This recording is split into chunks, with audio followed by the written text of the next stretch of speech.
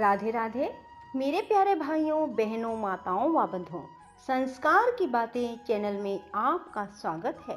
बंधुओं, आज शरद पूर्णिमा के दिन मैं आपको सुनाने जा रही हूँ शरद पूर्णिमा व्रत कथा, पूरन पूजा विधि और शरद पूर्णिमा का महत्व क्या है। बंधुओं, पहले मैं आप सभी को शरद पूर्णिमा की बहुत बहुत बधाई देती हूँ। बंधुओं, शरद पूर्णिमा आश्विन मास के शुक्ल पक्ष की पूर्णिमा तिथि को मनाई जाती है। बंधुओं, शरद पूर्णिमा के दिन चंद्रदेव और माँ लक्ष्मी की पूजा का विधान है।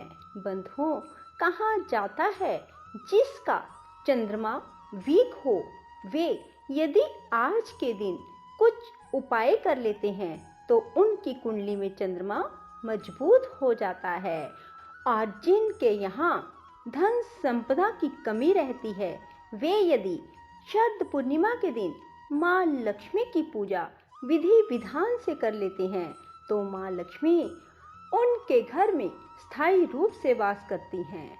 इसलिए बंधुओं, यदि आप भी चाहते हैं कि आपके घर में लक्ष्मी जी का स्थायी वास रहे तो आप शरद पूर्णिमा के दिन माँ लक्ष्मी की पूजा करें, श्री सूक्त का पाठ सुने, कनक धारा स्तोत्र सुने, माँ लक्ष्मी के 108 नाम सुने, शरद पूर्णिमा व्रत कथा सुने। पूरा दिन माँ लक्ष्मी के नाम स्मरण में बिताएं। देखना माँ लक्ष्मी कैसे आपके घर में स्थायी रूप से वास करेंगी। आपके जीवन में कभी भी धन संपदा की कमी नहीं रहेगी। बंधुओं, यदि आपने YouTube चैनल संस्कार की बातें अब तक सब्सक्राइब नहीं किया तो जरूर करें और बेल आइकन दबाना ना भूलें ताकि आपको हमारी आने वाली सभी वीडियोस की जानकारी सबसे पहले हो सके। बोलो लक्ष्मी माता की जय हो, शिव शंकर भोलेनाथ की जय, माँ पार्वती की जय, चंद्रदेव की जय। शरद पूर्णिमा व्रत कथा और पूरन पूजा विधि। बंधुओं, शरद पूर्णिमा आश्विन मास की पूर्णिमा को कहा जाता है।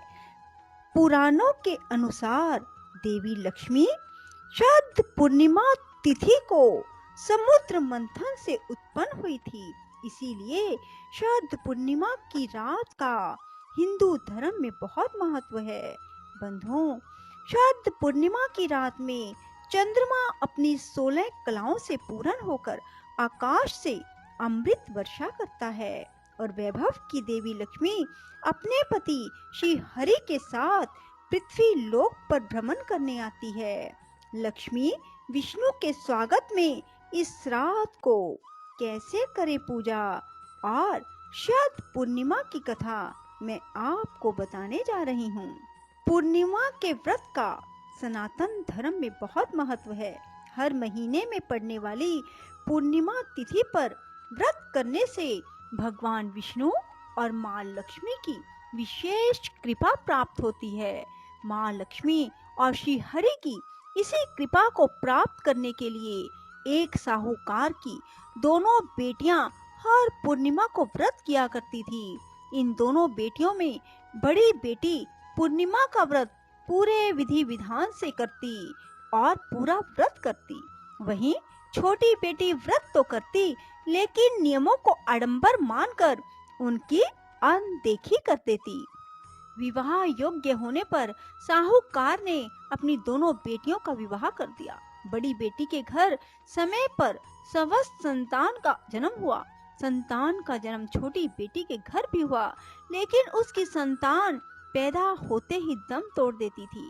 2-3 बार ऐसा होने पर उसने एक ब्राह्मण को बुलाकर अपनी व्यथा कही और धार्मिक उपाय पूछा।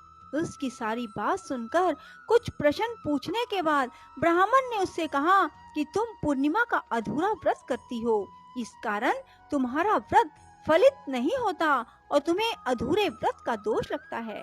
ब्राह्मण की बात सुनकर छोटी बेटी ने पूर्णिमा व्रत पूरे विधि विधान से करने का निर्णय लिया, लेकिन पूर्णिमा आने से पहले ही उसने एक बेटे को जन्म दिया। जन्म लेते ही बेटे की मृत्यु हो गई।